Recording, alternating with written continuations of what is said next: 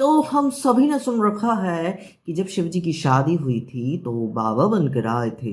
पर बाबा बनकर क्यों आए थे, ये सब हमने कहीं ना कहीं किसी ना किसी सीरियल में सुना है। रामचरितमानस का अगर किसी ने पढ़ी हो तो उसमें भी ये स्टोरी आती है एंड इट सेज कि there is a beautiful description that how the marriage goes on, कि शिव जी और पार्वती जी का विवाह ही अपने आप में एक बहुत मैग्निफिसेंट इवेंट है कि आप उसका bit by bit every portion जब भी आप पढ़ोगे यू विल फील समथिंग, आपने कुछ और नया डिस्कवर किया। It has a lot of things to carry on. But सबसे इम्पॉर्टेंट है कि अगर शंकर जी बाबा बनकर क्यों आए थे, इट्स अ क्वेश्चन। बिकॉज वो तो भगवान है। देखो, इंसान भी अपनी शादी में तो सज धज के जाता है, बट वो तो भगवान है। सो वाई सो रामचरितमानस में की बात हम बाद में करेंगे बिकॉज वो चीज़ भी समझाना बहुत ज़रूरी है। But at the first moment we have oldest scriptures that is Shiv पुराण।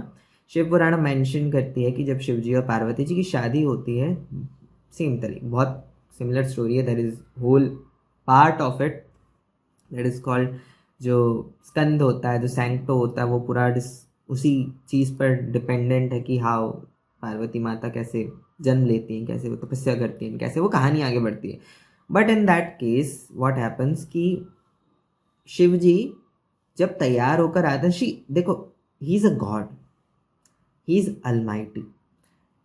आप अगर ये सोचो कि वो बाबा बन के रहते हैं, so it's a different thing. But whole universe consciousness is in them. You can, यानी उनको पता है सब कुछ क्या कैसे होता है and they act like that. ऐसा नहीं है कि वो अपने ही हिसाब से चलते हैं। वो जब बारात लेकर आए थे तो they have got ready the same thing, कि सोने के वस्त्र, सोने के आभूषण थे, चंदन से लिप्त शरीर था, गोरे तो वैसे ही थे ही। सुगंध के जो डिफरेंट डिफरेंट सुगंधें होती हैं, पुष्प होते हैं, अच्छे अच्छे कपड़े होते हैं, अच्छी अच्छी दुशालाएँ होती हैं and a proper hair style, proper jewellery और प्रॉपर ड्रेसिंग। और उसके साथ जो उनकी पूरी बारात थी that is also the same same same same, बिल्कुल अच्छे से तैयार होके। लाइक दूल्हे अगर ऐसे जाएंगे तो उनके घर वाले भी तो अच्छे से तैयार होके जाएंगे ना। So the same same, even that is mention कि कुछ सोने का कलश देवी चंडी अपने सर पे रख के लेके जाती हैं उनकी बारात के साथ, उनके साथ जाती हैं जब। एंड द डिस्क्रिप्शन कम्स कि देवी राइड्स ऑन अ प्रेत। सो इट डजंट मीन कि जो आप जैसा इमेजिन कर रहे हो कि प्रेत वो स्ट्रेंजर थिंग्स का प्रेत जैसा होगा। So now it's not like that, it's very different from that. As you just see, तो क्या वो अच्छे से तैयार होकर, बिकॉज द डिस्क्रिप्शन कम कि जब पार्वती जी के पिताजी आते हैं अगवानी करने, सो दे सी कि यहाँ पर ब्रह्मा जी हैं, यहाँ पर विष्णु जी हैं और बीच में Shiv ji, and all are glowing like gold, all are like beauty. उनसे सुंदर तो कोई है ही नहीं, the magnificence. So it's different from the description की जब वो बाबा बन के गए थे। So the story details there कि जब शायद मैं मिस्टेक नहीं कर रहा हूँ तो शायद उनकी माँ का नाम, पार्वती माँ की माता का नाम मैनावती था। तो मैनावती बालकनी में अपने महल की खड़ी होकर बारात को देख रही थी दूर से कि वो एक एक करके आ रहे थे। तो सबसे पहले गंधर्व किन्नर वगैरह सब आए, सारे जो गण होते हैं वो आए देवताओं के। फिर देवताओं का आना शुरू हुआ, देवराज आए। तो उन्होंने बोला देवराज नहीं, ये नहीं है। बिकॉज हाँ, नारद मुनि उनके पास खड़े थे तो नारद मुनि से पूछ रहे क्या ये दूल्हे हैं, तो बोलते नहीं। तो बोलते इससे भी सुंदर। तो फिर ब्रह्मा जी आते हैं कि ये दूल्हे हैं। ब्रह्मा जी का मेरे को आइडिया नहीं, शायद विष्णु जी आते हैं। देन विष्णु जी का पूछते हैं क्या ये दूल्हे हैं, तो बोलते नहीं। सो वो बोलते हैं इनसे भी सुंदर है। तो वो उनको धीरे धीरे अहंकार होने लगता कि उनकी पुत्री ने इतना कठोर तप किया और दुनिया के कितने सुंदर, यानी जिनकी बाराती इतने सुंदर है वो कितने सुंदर होंगे। इतने सुंदर व्यक्ति से विवाह करने जा रही है, इतने सुंदर व्यक्ति से, इतने शान शौकत से जो बारात आई है। सो इट्स लाइक डेलक्स कि इतने बड़े व्यक्ति से शादी होगी हमारी पुत्री की। सो उनके घर मन में ना अहंकार जागने लगता है। भगवान जी दूर से सेंस कर लेते हैं तो विष्णु जी तक एवरीथिंग फील्स राइट। और जैसे ही शिव जी की एंट्री होती है तो वो उनको ऐसे भूत भावन स्वरूप में दिखने लगते हैं। उनके आसपास प्रेत उड़ने लगते हैं, प्रेत उड़ रहे हैं, भूत उड़ रहे हैं, हंगामा मच रहा है, इधर उधर चीज़ें दौड़ने लगी। So it happens at the just moment.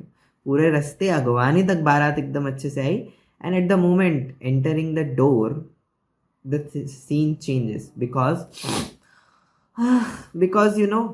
अहंकार तोड़ना था एंड अहंकार टूटा.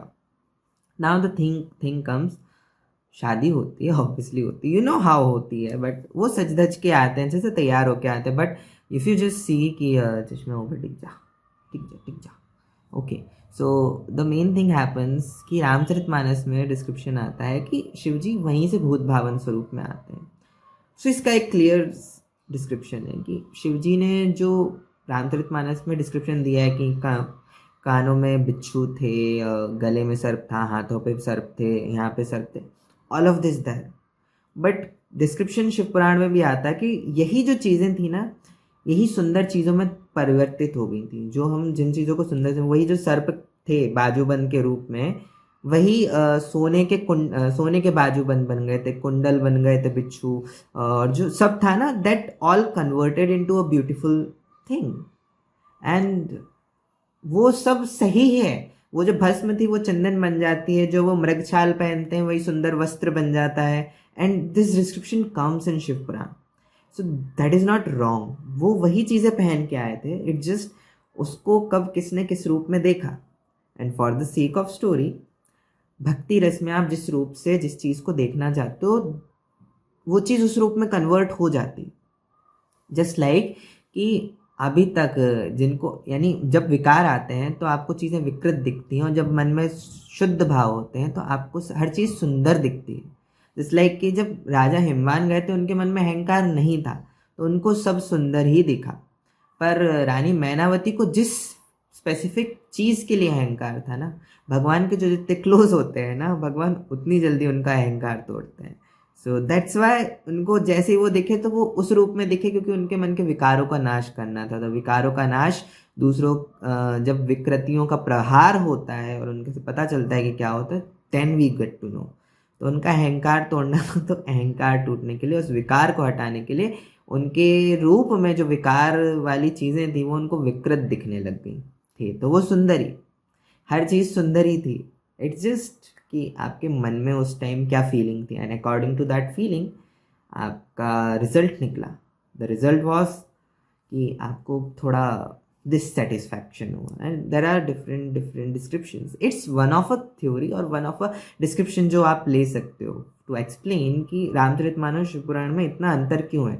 Both are written by two big saints. दो बड़े ऋषियों ने, संतों ने लिखी है. एक वेदव्यास जी की रचना है, एक तुलसीदास जी की रचना है. But still a difference. The difference is the reason कि आप किस भाव से, किस पॉइंट ऑफ व्यू से उस चीज़ को देखना चाहते हो. तुलसीदास जी उनके जो गण थे, उनकी भक्ति दिखाना चाहते थे, और अहंकार तो तोड़ना ही था. तो दे टुक इट फ्रॉम देयर कि हमने वहाँ से ही रूप नहीं बदला, हम तो देख ही रहे हैं वो ऐसे ही हैं. एंड सुंदर तो उन्होंने भी बताया था, और चंद्रमा और गंगा जी तो सुंदर थी. बट इन शिव पुराण जब अहंकार की बात आई, तब अहंकार तोड़ने के लिए रूप बदल दिया. That's all, and see you soon in the next episode. Till then, bye bye.